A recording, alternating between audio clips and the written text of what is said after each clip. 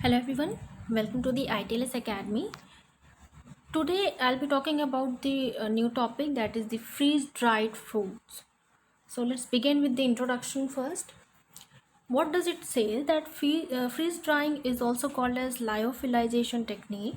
It is a process in which material is freezed, then high pressure vacuum is applied to sublimate the water in the form of vapors. This process was first applied to the food products after the Second World War, and coffee was the first freeze-dried food product to be produced. But now vegetables, fruits, meats, fish, dairy products, herbs, and food flavoring can also be freeze-dried.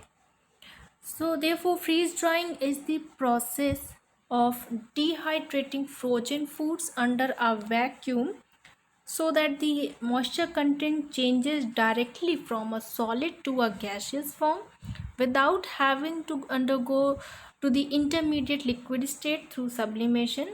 And in this process the product maintain its original size, shape with a minimum of cell rupture. So it is a preservation technique of a food so that the shelf life of the food could be preserved for a longer time, and it would be safer to preserve the food from growth of the microbes. So freeze drying is a relatively recent method of preserving the food.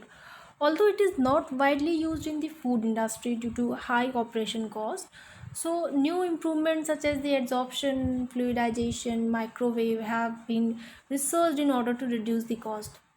And it is the most important technique to dry coffee, enzymes, food ingredients, high value foods, and this process could be considered as a valuable alternative to preserve the foods. In the previous lecture we have understood the irradiation technique in order to preserve the food, and in continuation with that lecture it is the another technique in which the food is dried, frozen, in order to preserve the food and increase the shelf life. So stabilization of enzymatic system, new ingredients in the field of functional food and exotic foods are example of new application of this technology.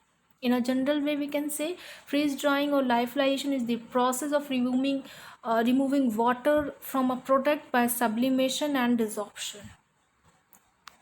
So what is the principle behind the freeze drying method? The principle behind freeze drying is that under certain conditions of low vapor pressure, water can evaporate from the ice without ice melting, and this is called the sublimation process. When a material can exist as a solid, a liquid, and a gas, but goes directly from a solid to a gas state without passing through the liquid phase, the material is said to be sublime.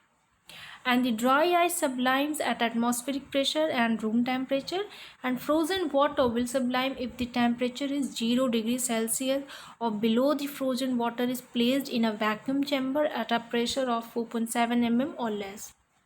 Under such conditions, what happens? The water will remain frozen and water molecule will leave the ice block at a faster rate than the water molecules from the surrounding atmosphere re-enters the frozen block. So the principle says that it is based on the sublimation, where water passes directly from the solid state, that is the ice, to the vapor state without passing through the liquid state. And this sublimation of water can take place at pressure and temperature below triple point, that is the 4.579 mm of Hg and 0.0099 degrees Celsius. And materials to be dried is first frozen and then subjected to under a high vacuum to heat.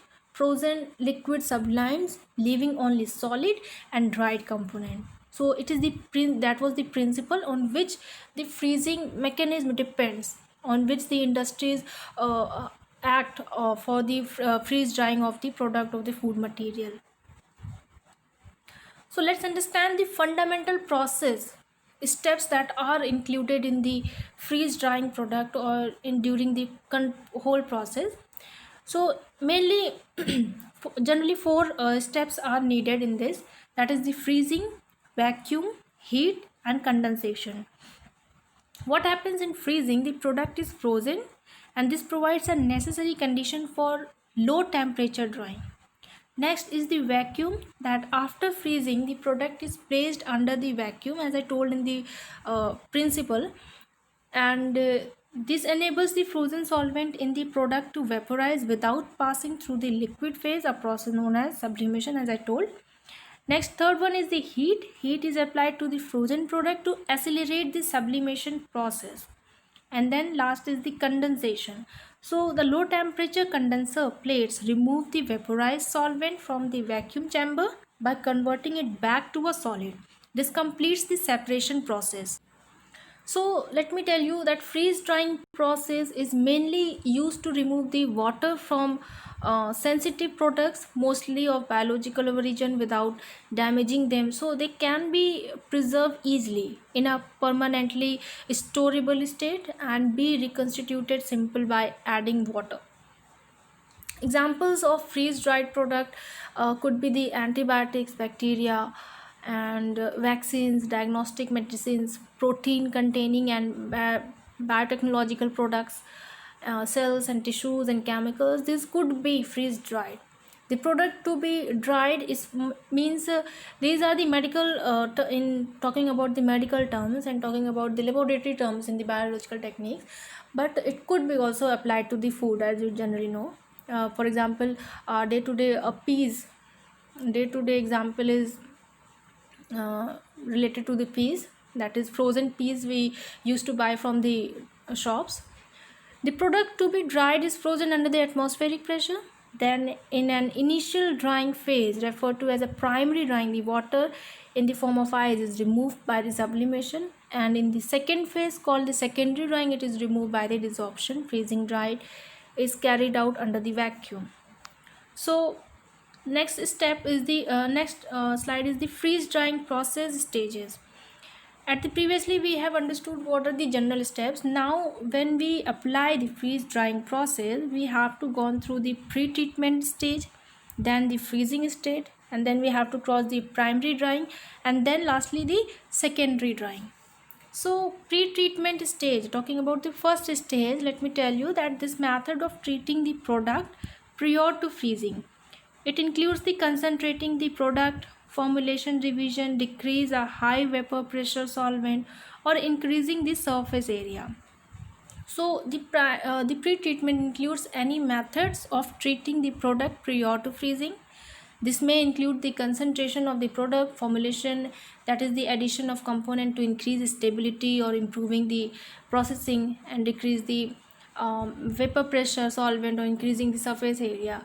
So what are the general methods which includes in the pre-treatment is the freeze concentration, the solution phase concentration, formulation to preserve product appearance, and it also treat the formulation to stabilize the reactive products. Pre-treatment is also done for the formulation to increase the surface area and decrease the high pressure solvents. Next step is the freezing. In this the product is frozen, and this provides a necessary condition for low temperature drying. Freezing temperature are between -50 degrees Celsius to -80 degrees Celsius. So what happens, the product must be frozen to be low enough temperature to be completely solidified. Since we can say freeze drying is a change in state from the solid phase to the gaseous phase, so material to be freeze dried must be adequately pre-frozen. This method of pre-freezing and the final temperature of the frozen product can affect the ability to successfully freeze dry the material. So rapid cooling result in a small ice crystal, useful in preserving structures to be examined microscopically, but resulting in a product that is more difficult to freeze dry. Slower cooling result in a large ice crystal and less restrictive channels in the matrix during the drying process. So during the freezing, it could be remind that it could be keep in knowledge that whether you have to go for the rapid cooling or you have to go for the slower cooling of the product.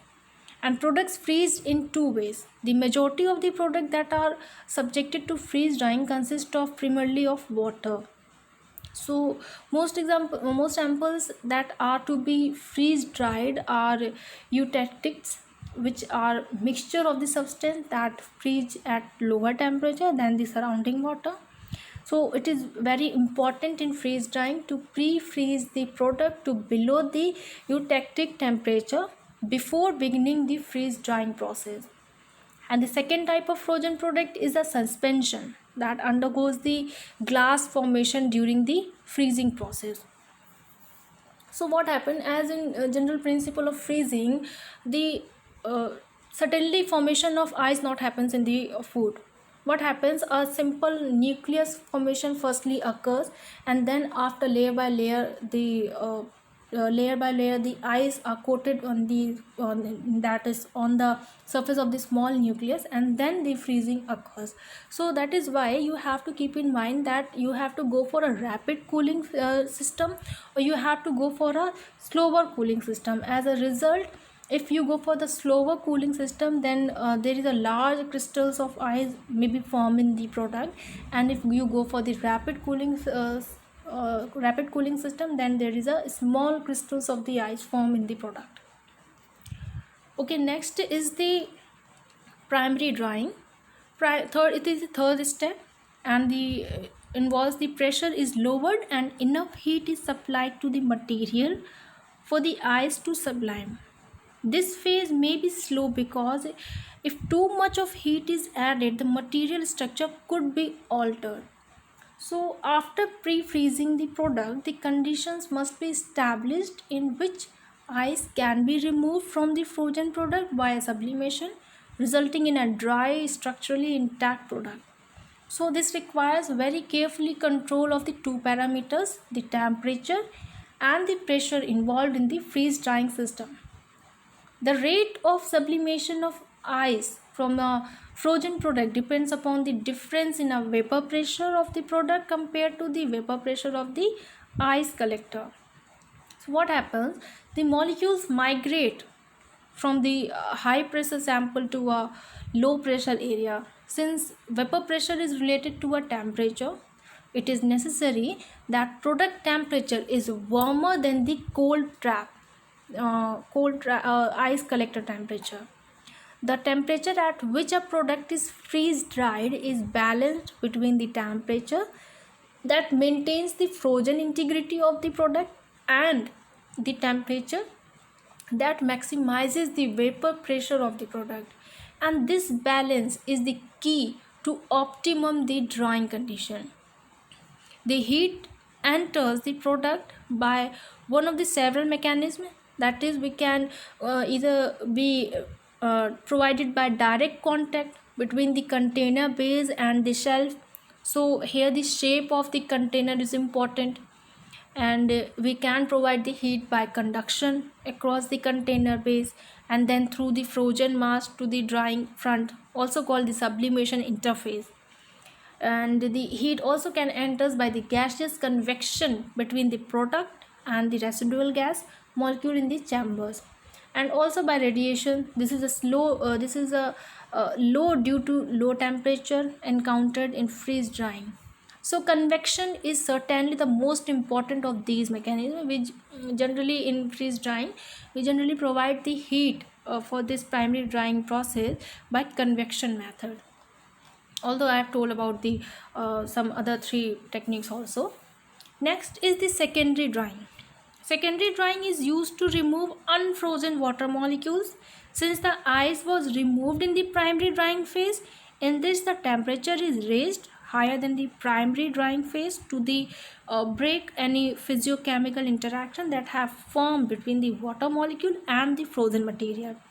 So after primary freeze drying is complete and all the ice has sublime bound moisture is still present in the product, the product appears dry, but the residual moisture content may be, as we can say, up to 7 to 8%. Continued drying is necessary at warmer temperature to reduce the residual moisture content to optimum values. So this process is known as the isothermal desorption, as the bound water is dissolved from the product. So secondary drying is normally continued at a product temperature higher than the ambient, but compatible with the sensitivity of the product. In contrast to processing condition for primary drying, which use the low shelf temperature and a moderate vacuum desorption drying is facilitated by raising shelf temperature and reducing the chamber pressure to a minimum. So it is somewhat little bit opposite to the primary drying. So care should be exercised in raising the self temperature too highly, since the protein polymerization or biodegradation may result from using a high processing temperature during the secondary drying.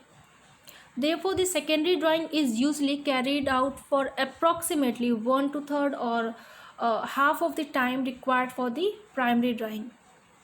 Now, the general practice in freeze drying is to increase the shelf temperature during the secondary drying and to decrease the chamber pressure to the lowest attainable level. So these are the points that you should be keep in mind when you are going through the practice the freeze drying of a product.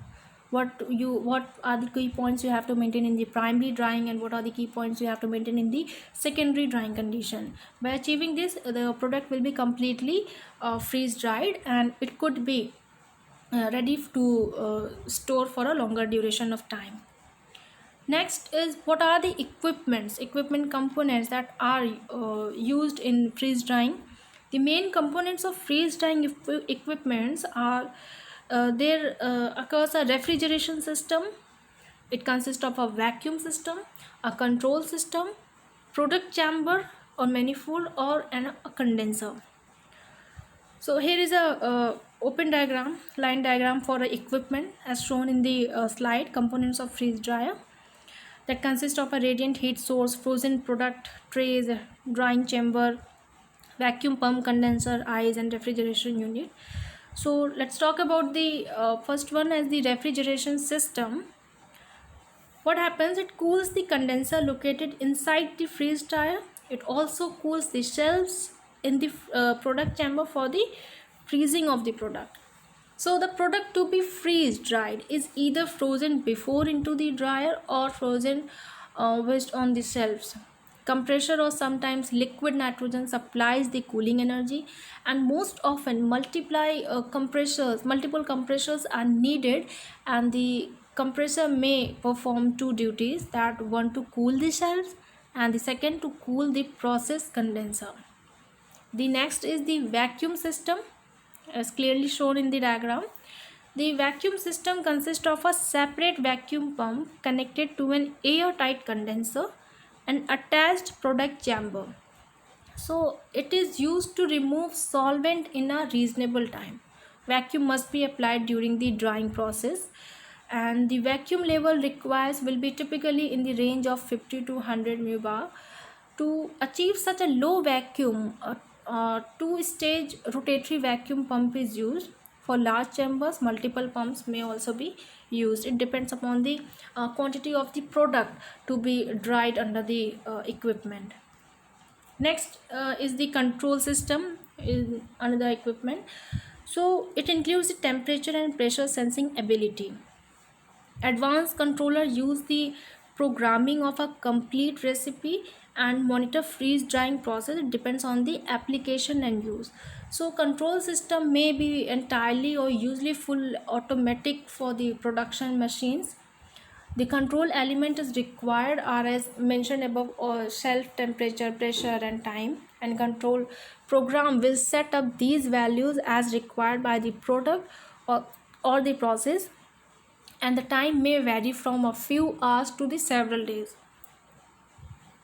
Next is the equipment is the product chambers. So product chamber is a large chamber with a system of shelves on which we place the product that is to be dried, and this is the vacuum light box, sometimes called the lyophilization chamber or cabinet. The chamber contains the shelves, cells on the processing products, and can also fit with the stopping system. It is typically made of stainless steel and usually highly polished on the inside and insulated and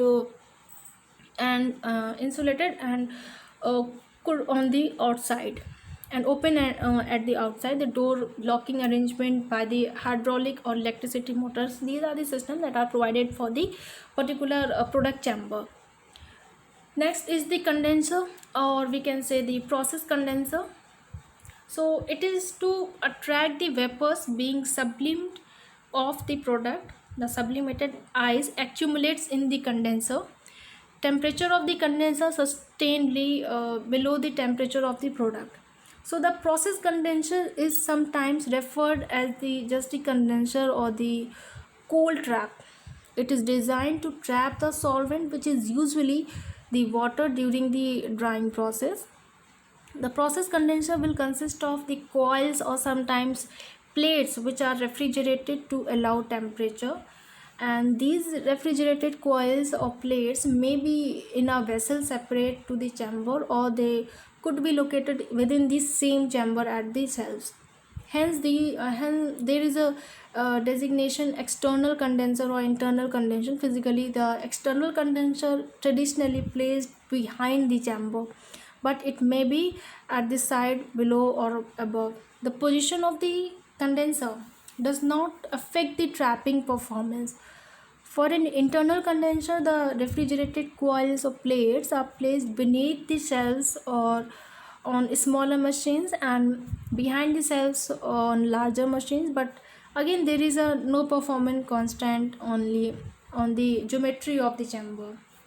So these were the equipments that is essential components of the equipment that is used in the industry for freeze drying method. Next, let's talk about the benefits of the freeze drying. So what are the freeze drying methods that is beneficial? So it retains the original characteristics of the product, including the color, form, size, taste, texture, and nutrients of the food. It reconstitutes to original state when placed in water. Shelf stable at room temperature. Cold storage not required.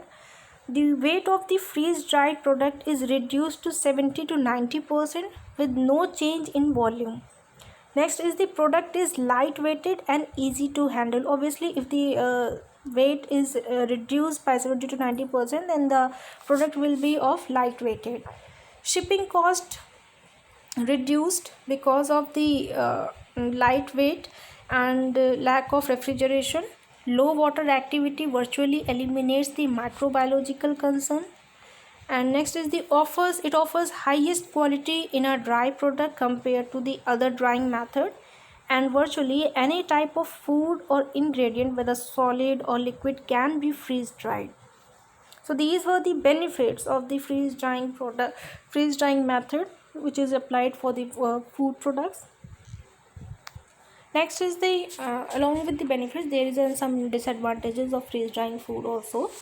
So freeze drying is a time consuming and energy consuming process which leads to higher product cost of freeze dried food, because what happens, the food which is to be freeze dried has to pass through many stages that I have been discussed in this during pre-treatment, freezing, primary drying, secondary drying. So it is a time consuming process if comparable to the irradiation technique. So freeze drying system includes vacuum and refrigeration equipment. The initial costs are relatively high. Next is the third one is the open. The porous structure of the food may allow oxygen to enter and cause oxidative degradation of the lipids, packaging in inert gas necessary. So these were the disadvantages of freeze dried foods. Next, let's talk about the advantages of freeze dried foods. So it is very high, provides very high retention of sensory characteristics and nutritional qualities, and a shelf life longer than 12 months when correctly packed. Next is the freeze dried food is porous and easy to be rehydrated and instantly dissolved. It can be consumed directly or after rehydration. The porous nature is provided because of the all the process that is has been gone through the freeze drying process, and it could be easily rehydrated because of the porous nature of the product, and easily directly and can be directly consumed, as because After the applying the heat treatment, it is we can say halfly cooked, so it could be taken easily or directly. Next is the aroma retention up to 80 to 100%. No additives are added into the foods during the freeze drying process. The texture of freeze dried foods is well maintained, little shrinkage and no crease hardening. Only minor change of protein, starches or other carbohydrates occur. I hope you have understood all the concept of the freeze drying method, products and benefits of the freeze dried foods. For more information, please log on to our website www.itlsacademy.com and register yourself. And you can also follow us on Instagram, Facebook, Twitter, WhatsApp, LinkedIn. And yes, do not forget to follow us on subscribe our channel at ITLS Academy at YouTube. Thank you.